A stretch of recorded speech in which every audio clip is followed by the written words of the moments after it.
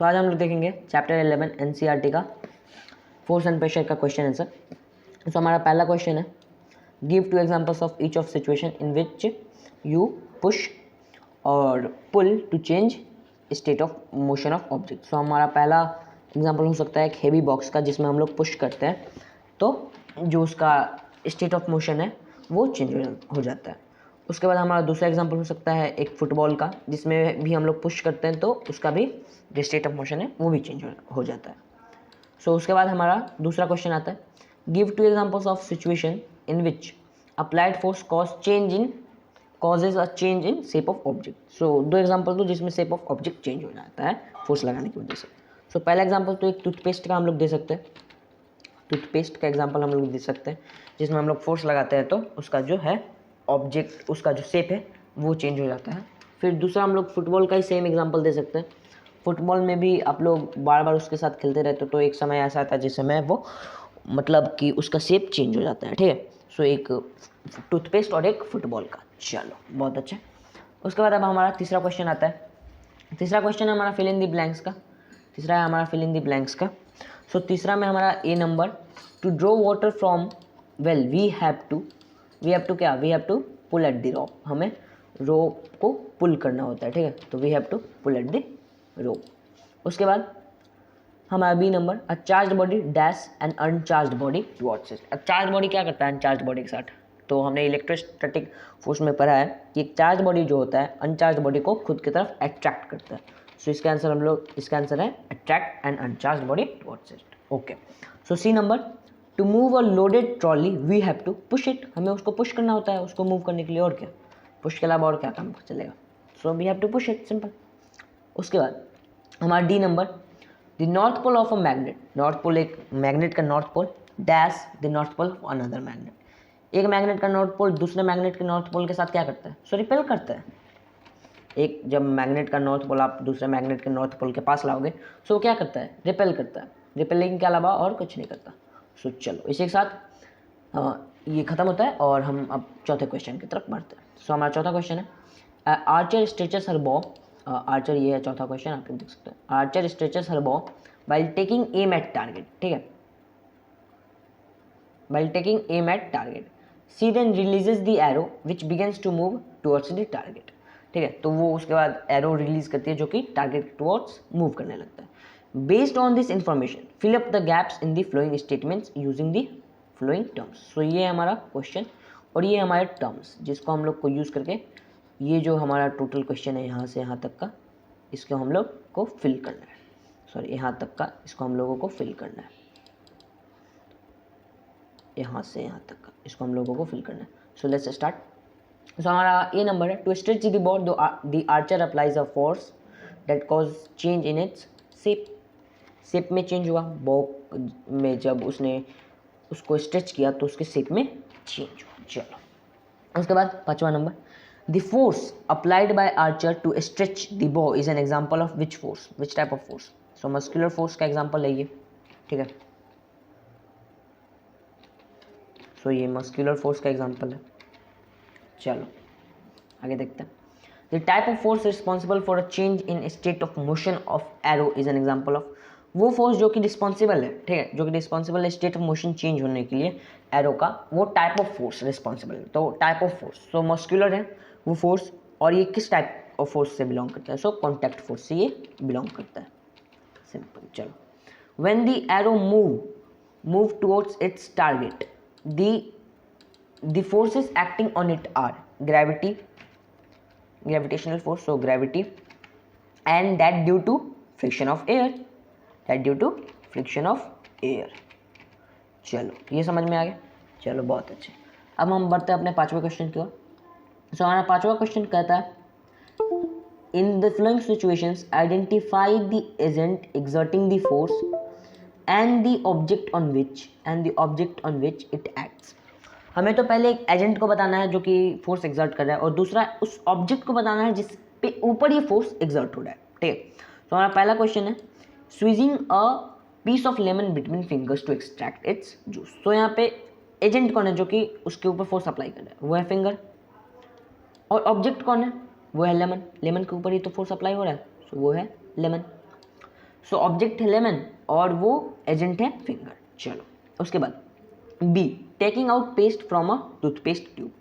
सो यहाँ पे एजेंट कौन है? एजेंट है हमारा फिंगर, वापस से फिंगर, क्योंकि फिंगर से ही तो आप एग्जर्ट करते हो, आप फिंगर से ही अपना प्रेशर लगाते हो तो वो टूथपेस्ट उसमें से निकलता है, ठीक है। सो फिंगर, और फिर उसके बाद यहाँ पे ये ऑब्जेक्ट क्या है? ऑब्जेक्ट है हमारा टूथपेस्ट। चलो ऑब्जेक्ट है हमारा टूथपेस्ट और हमारा एजेंट है फिंगर। चलो आगे बढ़ते हैं। So C number, a load suspended from a spring while its another end is on hook fixed to a wall। तो यहाँ पे एजेंट क्या है? एजेंट है हमारा लोड, एजेंट है लोड, क्योंकि वही तो फोर्स एक्सर्ट कर रहा है उसे स्प्रिंग के ऊपर। सो एजेंट है लोड, और ऑब्जेक्ट क्या है? फोर्स एक्सर्ट कर रहा है स्प्रिंग के ऊपर, तो ऑब्वियस सी बात है स्प्रिंग होगा ऑब्जेक्ट। ओके चलो आगे बढ़ते हैं। सो अब हमारा D number, an athlete making a high jump to clear the bar at a certain height. एक एथलीट है जो कि एक हाई जंप मारता है ताकि वो एक सर्टेन हाइट पे बार को उसके ऊपर हाई जंप मार सके, ठीक है। सो यहाँ पे कौन है वो चीज? एजेंट क्या है? जो कि फोर्स एक्सर्ट करे। सो एजेंट है यहाँ पे एथलीट एजेंट है जो कि फोर्स एक्सर्ट करे ताकि वो हाई जंप मार सके। और यहाँ पे किस चीज़ के ऊपर वो फोर्स एक्सर्ट करे? कौन सा ऑब्जेक्ट है? ऑब्जेक्ट है बार, जिसके ऊपर वो फोर्स एक्सर्ट करे। चलो तो समझ में आ गया। सो इसी के साथ हमारा यहाँ तक खत्म होता है। अब हम लोग बढ़ेंगे आगे छठे नंबर क्वेश्चन पे। सो छठा question, A blacksmith hammers a hot piece of iron while making a tool. How does the force due to the hammering affect the piece of iron? So iron के पीस को उसने hammer किया, ठीक है। Iron के piece को hammer किया, तो हैमर करने के वजह से अब वो जो आयरन का पीस है उसे आसानी से हम लोग मोल्ड कर सकेंगे, ठीक है।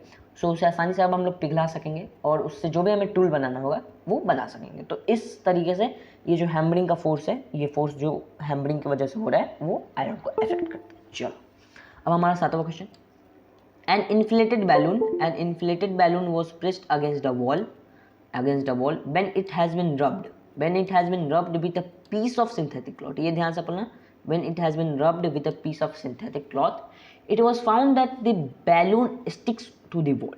ये पाया गया जब एक बैलून को एक वॉल से प्रेस किया गया, ठीक, प्रेस किया गया। कब प्रेस किया गया? उसको एक सिंथेटिक क्लॉथ से पहले रब करके जब उसको वॉल से प्रेस किया गया तो ये पाया गया कि जो बैलून है वो वॉल से स्टिक कर गया। तो यहाँ पे पूछा जा रहा है what force might be responsible for the attraction between the balloon and the wall. कौन सा फोर्स रिस्पॉन्सिबल?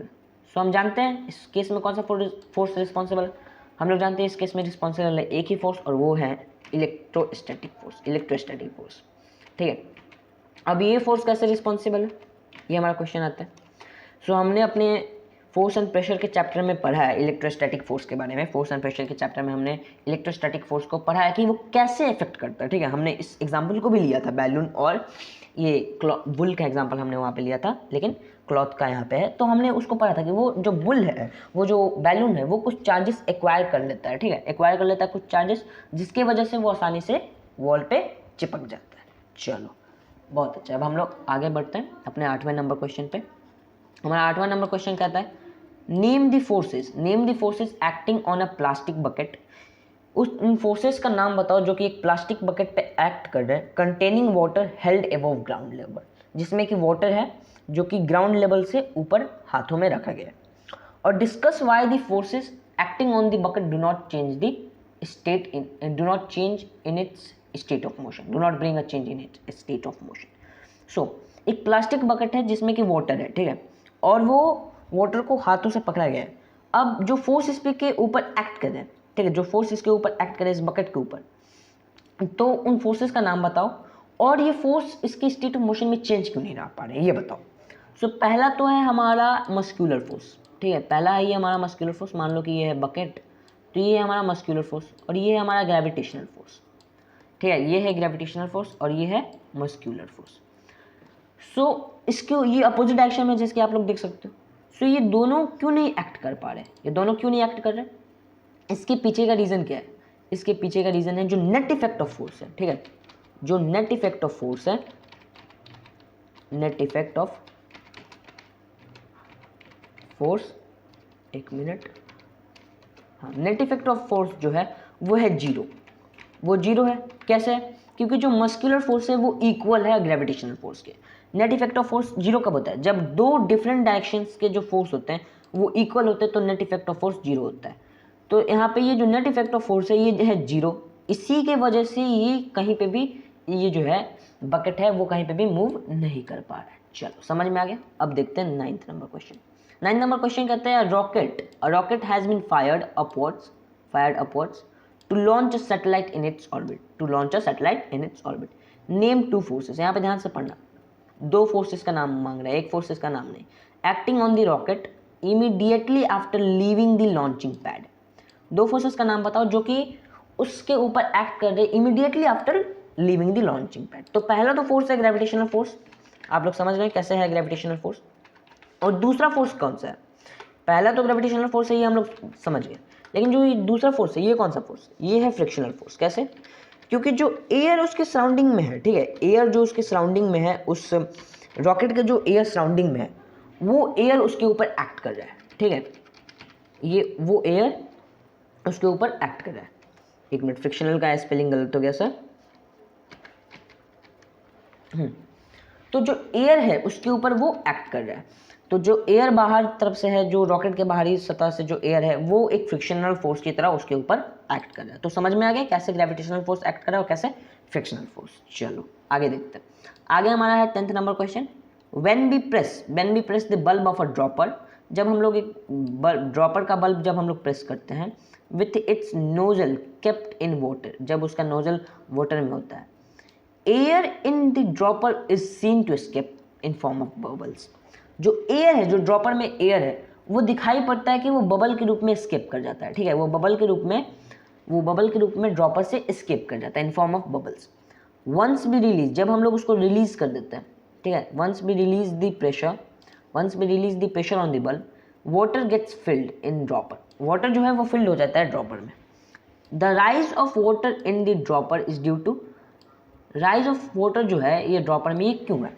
सो देखो, हमने तो पहले बल्ब को नोजल से उसको पहले वाटर में रखा और उसको हमने दाबा, ठीक है, तो उससे एयर एस्केप कर गया बबल्स के रूप में। लेकिन जैसे ही हमने उसको छोड़ा, ठीक है, जैसे ही हमने उसको छोड़ा तो प्रेशर जो था बल्ब में, व्हेन वी रिलीज, जब हमने उसको प्रेशर, उसके बल्ब के अंदर का प्रेशर जब हमने छोड़ा तो वाटर उसमें फिल हो गया। कैसे हुआ?